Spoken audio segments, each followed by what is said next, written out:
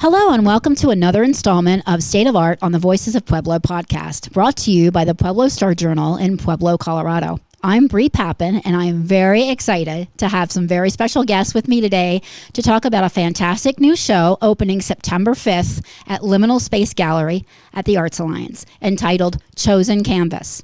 From right here in Pueblo, I'm thrilled to welcome Cheryl Scott, and from Fort Collins, artist Bethany Economos, and poet and author Kathleen Willard.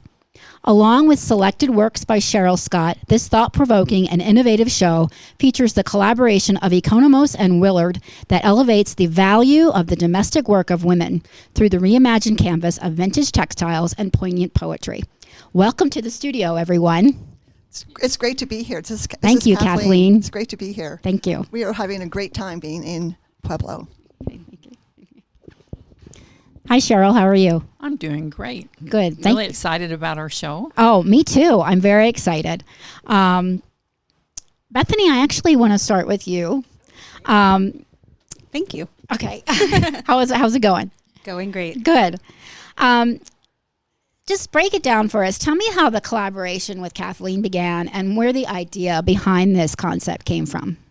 So actually, if you want the best version of the story, I'm going to have Kathleen start the story. Okay, very good. She sounds perfect. I'm a poet. I've been a poet since I was 16, and I love collaborating with artists. It's something that I seek out. I'm always seeking out artists because I would like poetry to be outside the academy and outside the bookstore and in the real world. So that's one of my the things I like to do. So Bethany, there was an artist salon at the Museum of Art, and there was a visual artist, there was a musician, there was a writer, and an actor. And it was... So the Museum of Art, is this in... It's in Fort Collins. In Fort Collins, okay. So it's our local art museum. It's a really great museum. Okay. It's a really great museum. So it was a conversation, a salon, an artist salon, where artists were talking about their process, their art, their philosophy, giving out advice about their work. It was really interesting. And Bethany spoke there, and she said the word, I work with embroidery, and I'm like, oh my gosh, I have to go talk to her. Yeah, I have to go talk to her. And I went and I said, Bethany, I didn't even know her name. I said, I want to collaborate with you. And she said, yes. Yeah, so then we got together at a coffee shop in town, and I was waiting for her, and I brought along my stitching, of course. I was working on a piece called Life's Not Fair, Honey. And when she saw that piece, she said, that reminds me of some feminist poetry that I've done. And just like that, it was on fire. And we were just off and running with our concept of domesticity and women's work. And we just kept going from there, which kind of brings us full circle to our show in Pueblo. So tell me a little bit about your particular work. So my work actually underwent a huge transformation during COVID. Our move to Colorado was our 14th move in 22 years. Wow. Yes, we've lived a lot of places. Oh my gosh. But okay. it was great because it was like Christmas. There was nowhere that I had to be and nowhere I had to go. And for the first time in many houses, all of my art things were in one room. So I looked through all the supplies because we couldn't go to the art store. We couldn't get new things. Sure. And I thought, I need to make something. I have a need to create, but I can only use what's in this room. Right. And I was like, oh. The definition of adaptive reuse, basically. I seem to hoard vintage fabrics and old books. What can I do with them? And I got an idea. What does a COVID virus look like if you stitch it? And that, I did a series of 4 pieces, kind of with that idea in mind. One of which was in the Colorado Triennial at the Museum of Art in Fort Collins. Anyway, so my work kind of turned this corner where it became very mixed media and fiber, focused on embroidery and hand embellishment, and it tied in my degree in fiber arts, which I lovingly joke is a degree in the grandma arts. All the things that our grandmas learned to keep, people in clothing and in repair. And that was what I got a degree in. And so I love to use those techniques and to pass them on to others. Oh my gosh. Okay. I'm like, lady after my own heart. Thank you very much. I'm loving that.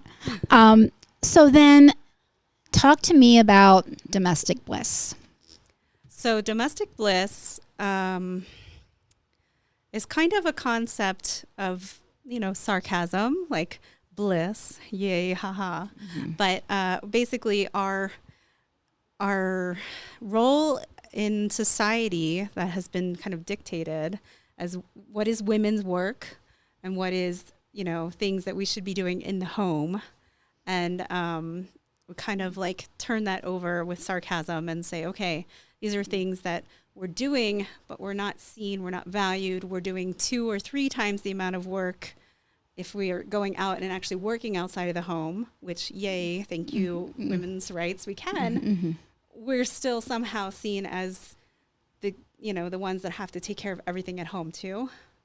And it's not valued, it's not appreciated. And so domestic bliss, when I read Kathleen's poems, I kind of pulled these different phrases out of the poems. They spoke to me as like, okay, this is something that is really, it needs emphasizing.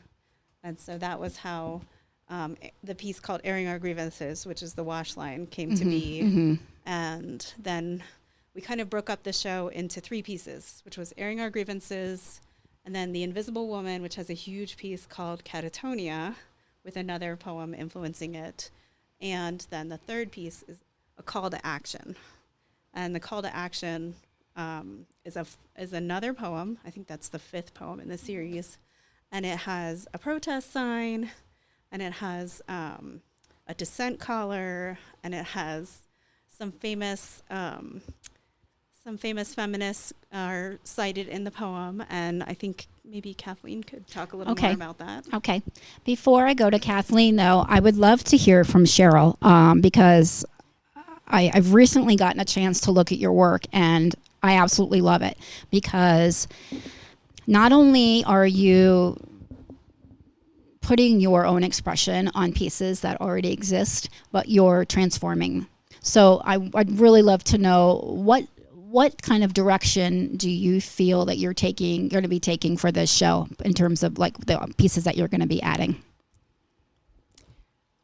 I'm going to start with women and getting stronger because that's what I did. Sure. And some really good bots, which will be women mostly, and strong. Okay. So, and these are assembled pieces? Tell me about the bots. They're assembled pieces. I just always liked dolls, and I started seeing parts and pieces of things and seeing, oh, that's a head. Oh, those are shoulders. So then I started putting them together, and a friend of mine calls it Scott's bots. So, yeah, I really enjoy it. It's just so fun. And I'm laughing in the middle of working. So that's a good. Oh, my gosh. I never did that. You're obviously doing what you love, mm-hmm. and it's an extension of your love. So how did you get started into making art in terms of this particular genre of art that you're doing? Well, that's a good question. First of all, I started with redoing furniture. Okay. And then painting it and making it look like an art piece. Mm-hmm. And then that went well, so I decided, let's try clocks. And so I did clocks out of recycled materials, things I find in the alleyways. Mm-hmm. And then I started with the bots because it's always been an interest to me. And so I've mostly stuck with the bots, but I'm also working with furniture and clocks. How large are these bots? Well, they're usually about maybe 12 inches high. Oh, so yeah. pretty significant. Yeah. And sometimes they're just, 5 inches high. Mm-hmm. And I think those are everybody's most favorite things to have. Really? But, okay. Yeah. That's awesome. So as you're talking about this, I'm kind of thinking about the role of women that has existed in domesticity in terms of the role that they've taken on themselves or the role that they have been put in. And throughout that cycle, in terms of raising a family, taking care of a home, oftentimes taking care of everything that happens in the home, from preparing the meals to cleaning the home to all of it. Throughout that process, women have had to become the picture of resourcefulness. And so, Cheryl, I just can't, that particular notion just kind of jumps out at me in terms of the direction that your work takes.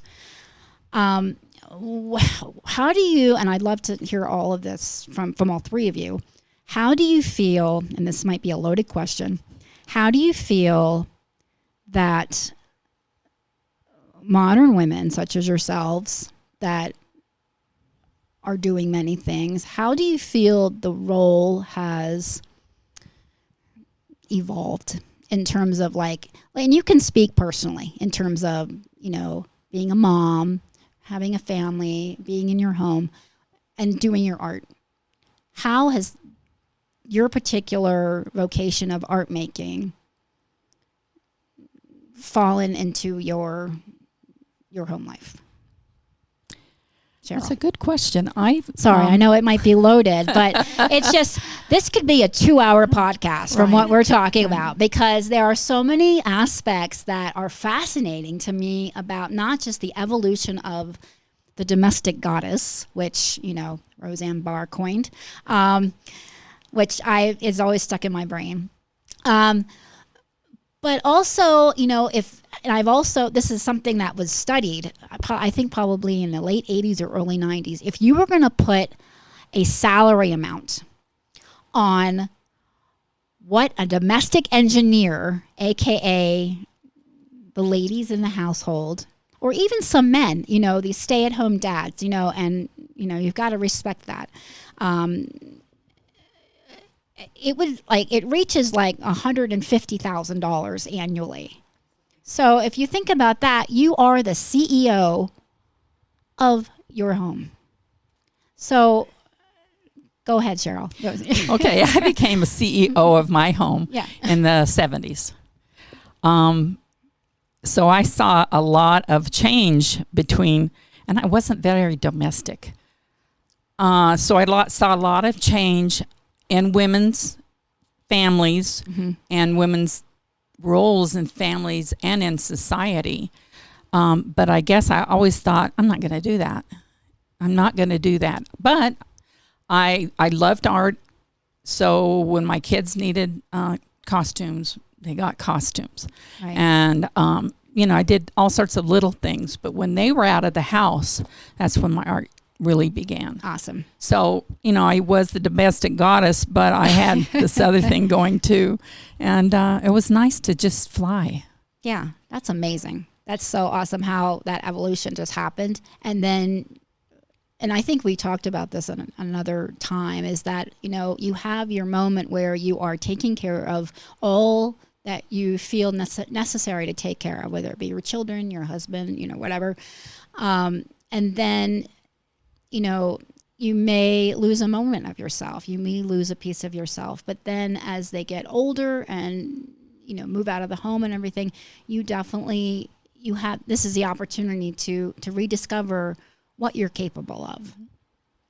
So, Kathleen, I wanted to have you answer that first, and then I have another question for you. I want to go back to the poem. It's called, and it's related to her answer.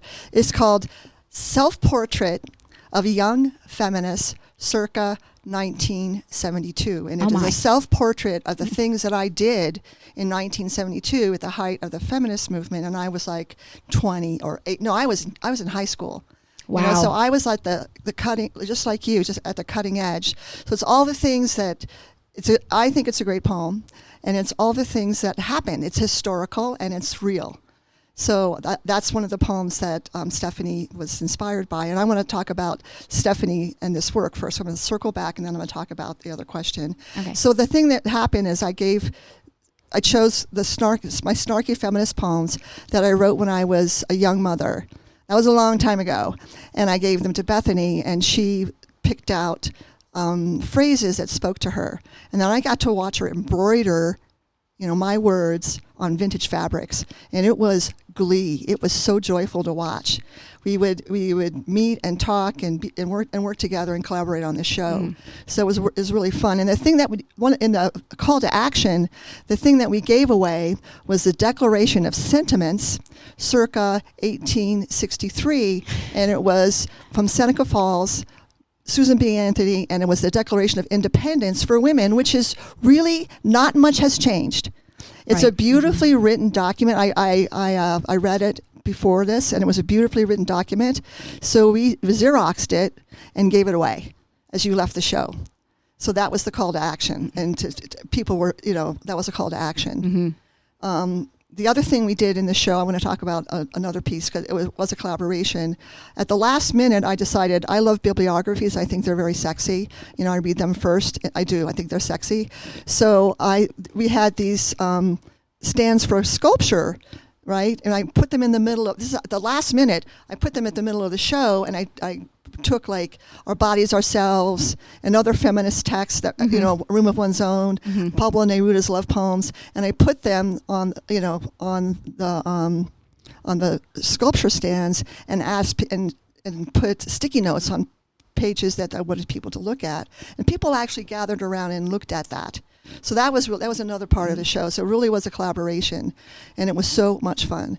So I was a blazing, bleeding heart. I actually lived in Vermont when I was in 1972, and I drove from Vermont to Times Square to march with Gloria Steinem and Bella Abzug. Wow. Yes, and Betty Friedan, and then drove home. So that's where I started. So I started right in the middle. And so Room of One's Own by Virginia Woolf is really important to me because she says that all artists need to have a room of one's own. And when I got married, I said to my husband, I need a room of my own, period. End of discussion. I mean, it's end of discussion. And at first it didn't happen. But early on, I've always had a room of my own. And I've always written, period. End of discussion. And my husband supported me in everything. So I married the right person. And your husband is also an artist. He's an artist too. Yeah, and I support his work 100%. So we have this really interesting. Like right now, he's in the backcountry with a camera, with llamas taking pictures of grand seedings. He'll be gone for 60 days. I'm fine. Please do that. So we have an unusual. See you when I see you. Yeah, it's great. I have free time. So the first major, we slept on the floor, of course, and the first major piece of furniture we bought was my oak raised panel desk, which I still have. So I had a different. I just sort of said, this is it, and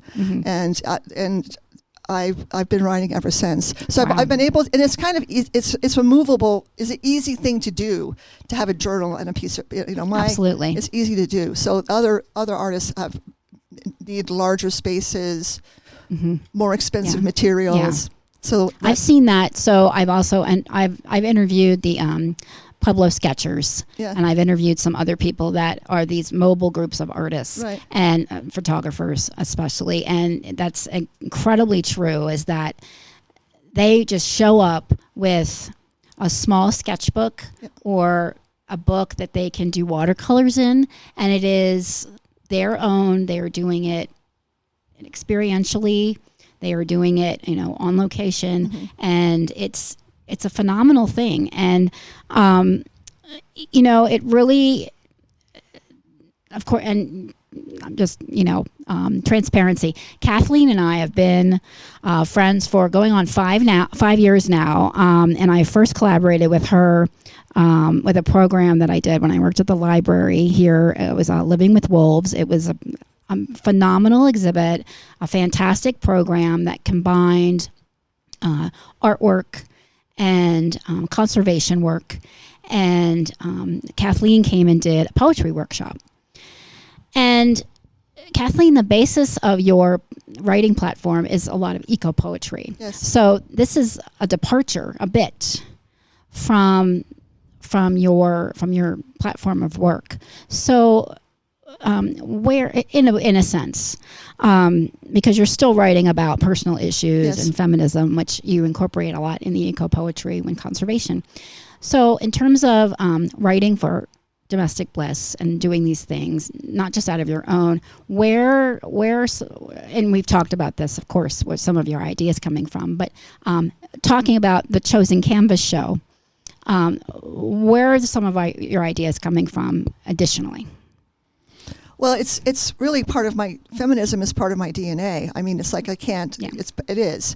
And I grew up in when it was really hot, I read Our Bodies Ourselves. I read other texts of feminine mystique. And so I grew up with that.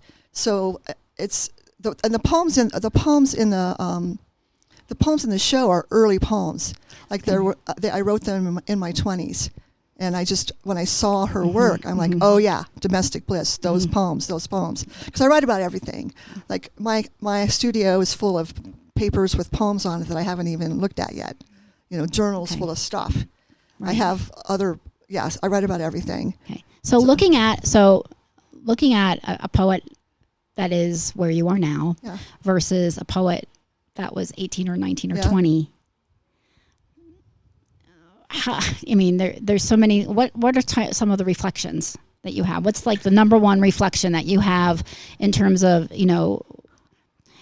if I could give her the wisdom, about being a poet?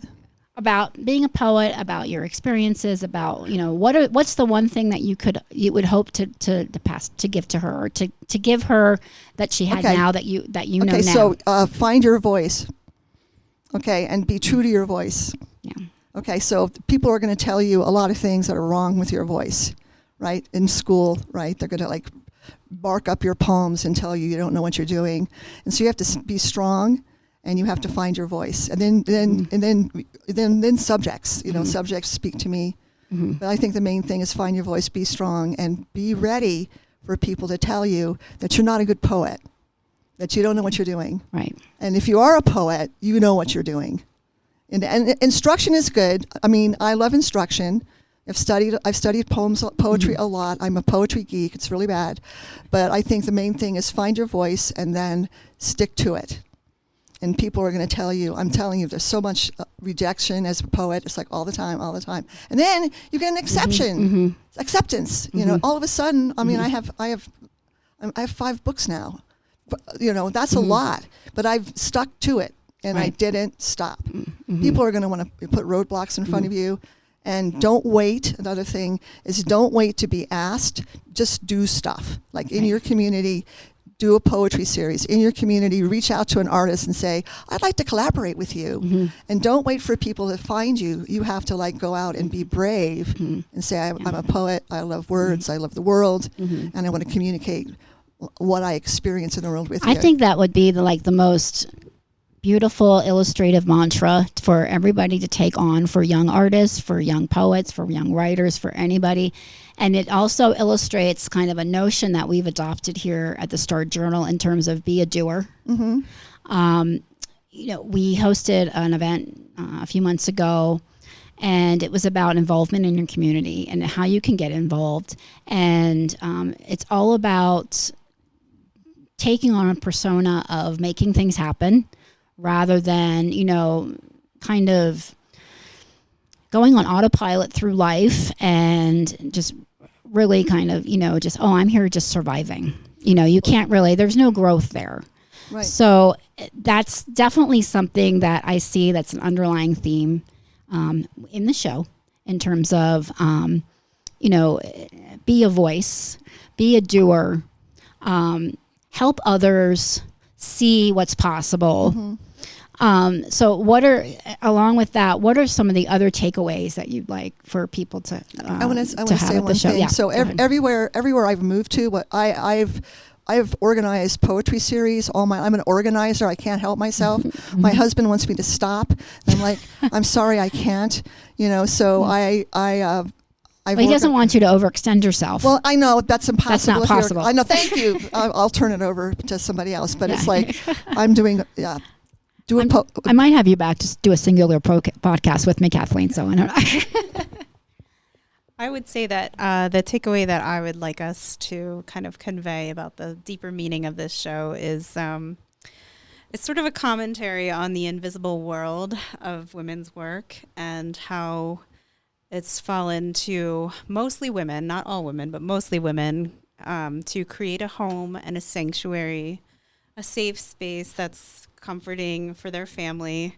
And it's mostly thankless. It's just sort of there, and it's overlooked. Yeah.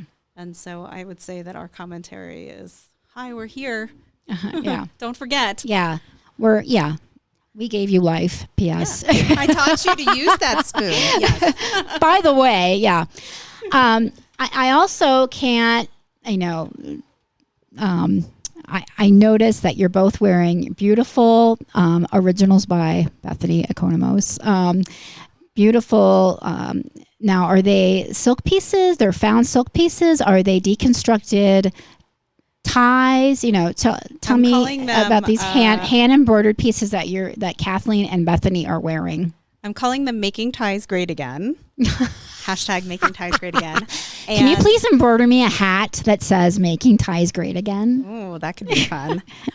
They are deconstructed men's silk neckties. Okay. And I've taken them apart and refashioned them into a scarf, a feminine use for this traditionally male piece of fabric.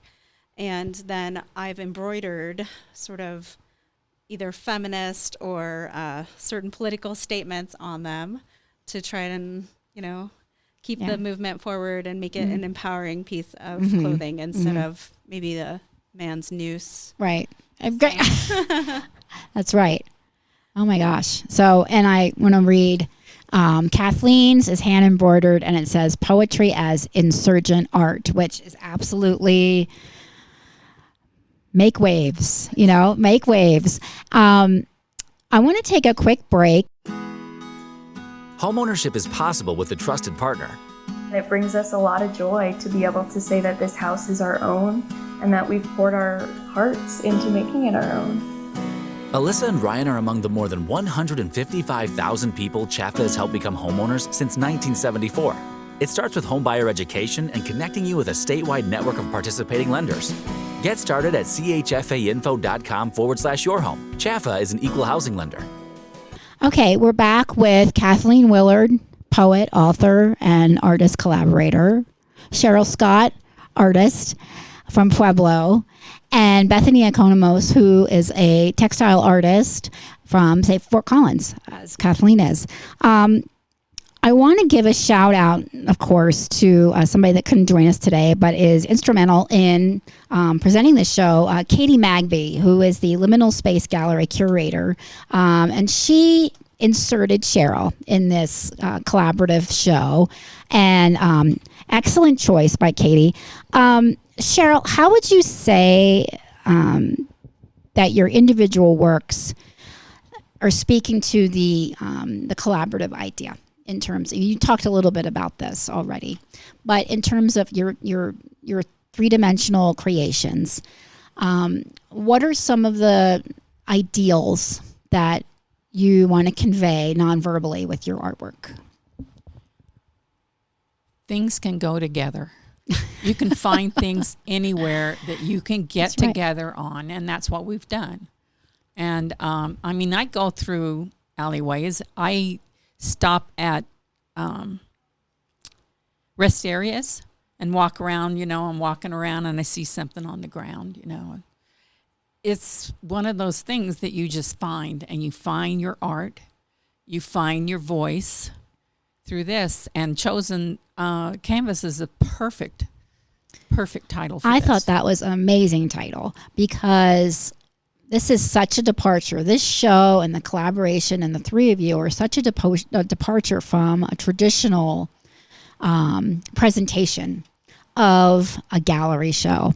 And I feel like art galleries, small, like Liminal Space, that have such a incredible community presence, have a responsibility for presenting the full 360 circumference of art creation. And I really feel like this is Katie especially, she's not here to talk about it. But Katie especially has been very poignant in terms of really pushing that envelope. So I'm really excited to see how the show is going to come together. I'm excited to see how it's presented. I have been fortunate to see some of the work that's going to be in the show. So in addition to the show that opens September 5th,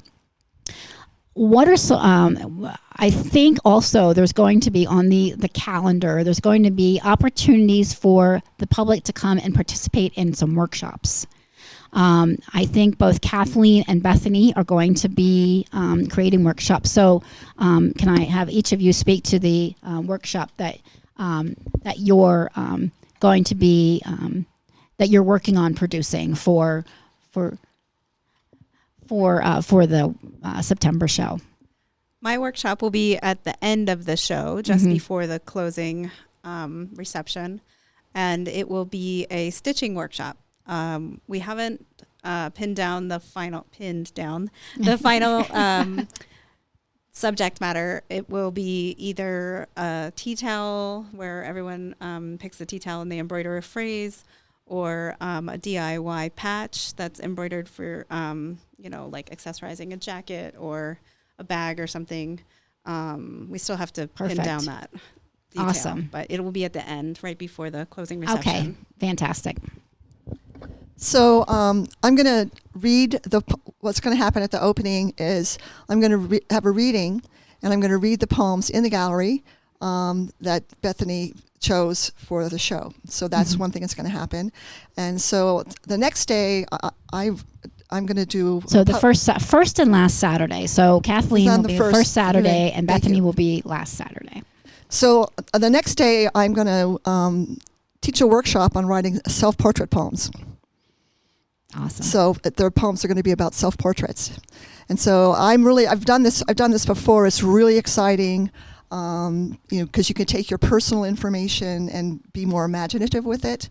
So I've done it before. It's really, really great. And I also love artists' self-portraits. Like I'm drawn to them. Like, okay, so what did Leonardo look like? What did Van Gogh look like? I actually wrote a paper on Van Gogh's self-portraits. So I'm interested in, how we present ourselves to the world. Wow. So that's what's going to happen the next day. Awesome. Okay.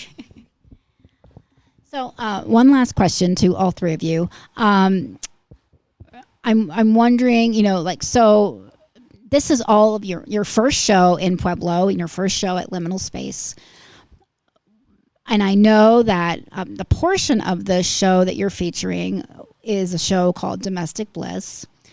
Where would you like to continue this show going from here? Once the show launches and opens in September at Liminal Space, where do you see that's going next? Where would you like to see it going? Where would you like to happen in terms of just the evolution of this show and your expression? I would love a chance for this show to be up in Fort Collins in its entirety. I think that we had it in Fort Collins for a moment. It was 3 days. Oh, it was okay. A lot of work. We had this amazing free to use space for artists called the Art Lab, and the Art Lab is no longer. And so it's a challenge actually for artists in Fort Collins to find an affordable space to have shows. Okay. So I would love an opportunity for the Domestic Bliss show to be shown again in Fort Collins. Okay. That could absolutely be possible because Pueblo's own Cheryl Scott will soon be a Fort Collins resident. Very soon. So, Cheryl, let me ask you, in terms of, an artist, how long have you lived in Pueblo? More than 50 years. Oh, goodness. Okay. No idea. Did you see the shock in my face? I had no idea. You're going to be immersed in another environment in Fort Collins, which is, I would say, does have a pretty significant art scene. Very significant. And they have a lot of, but Bethany just said in terms of spaces available, that might be limited. if the three of you were to launch this show that you're doing here in Fort Collins, what do you see as some of the obstacles, and what are some of the things that you're going to be looking for as a new artist to Fort Collins in that area? In terms of opportunities, is this something you want to continue in Fort Collins? It's in your blood. You can't help it. You just don't stop. Yeah. You can't stop. You can't stop art. Yeah. You just can't. Yeah. Well, I'm looking really forward to all the different opportunities. I started this art stuff and showing things at Steel City Artworks. Okay, and yes. I was a member there for 17 years. Okay, wow. And that was lovely. And they let you grow, which was a really lovely thing because I grew in my art. I started with not very good acrylic painting. Okay. And then I just went on and started, realizing that the furniture and everything else. I'm better at this, so I'm going to pursue it. Yeah, maybe. Right, exactly. Yeah. So I'm looking forward to that. I'm looking forward to finding a place that I fit. Yeah. Maybe the three of you could open an art space. I don't know. I'm just throwing it out there because I think let's all kind of look inward and really speak to our inner desire of, I'm just going to put it out there. My ultimate goal is to be a gallery owner. Oh, good. Yeah. Can somebody give me $1 million right now so I can? Can I say something about that? So, Bethany is right. It's hard to find art space in Fort Collins, but there is the Petrichor Art Collective that's been around for 3 years, and it is so awesome. I found my home there, and it's a serious collective for the artists, by the artists. It's open. It's really great artists there, and they curate.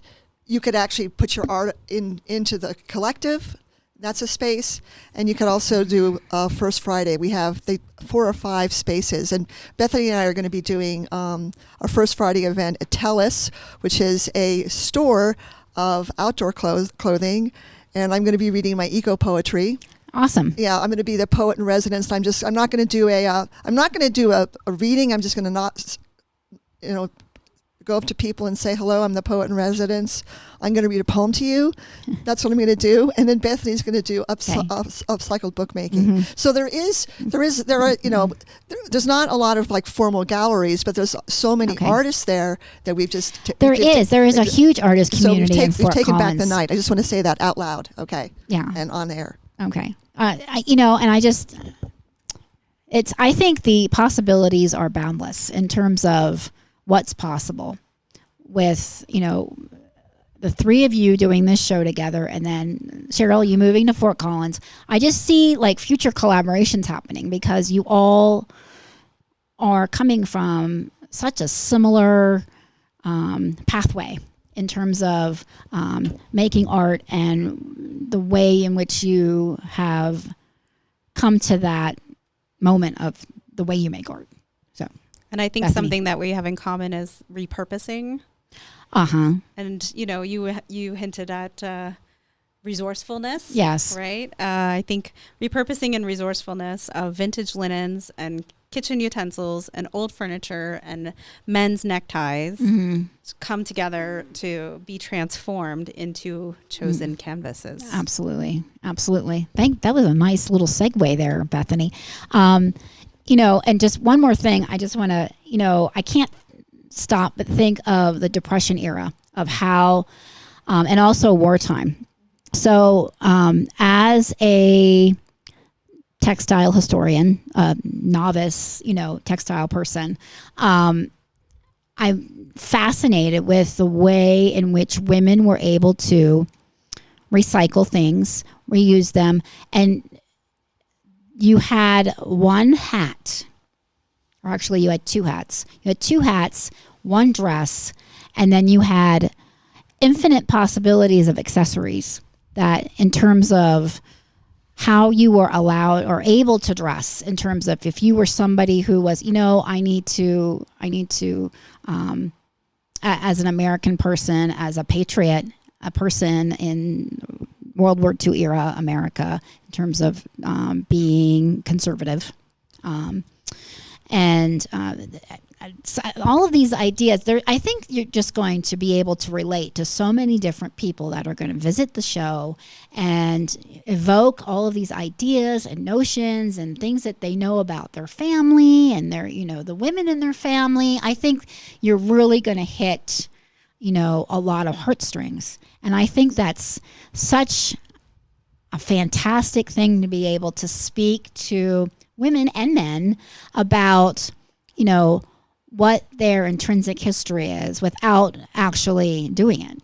Just being able to have them identify with the things that they're seeing. So that's a wrap. I want to thank you again, Kathleen Willard, Cheryl Scott, and Bethany Economos for being with me today in the studio.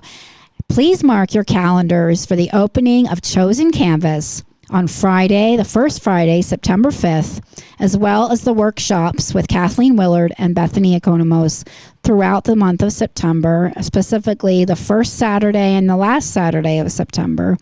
And you can visit Liminal Space Gallery at the Pueblo Arts Alliance at 107 South Grand Avenue, Tuesday through Friday from 12 to 4 p.m. and Saturdays from 10 to 1. Thanks for tuning in. I'm Bree Pappan, and we'll see you next time. Receiving down payment assistance from CHAFA allowed us to expand our options for what kind of houses we were looking at. CHAFA is Colorado's trusted partner for homeownership. Visit chfainfo.com/yourhome. CHAFA is an equal housing lender.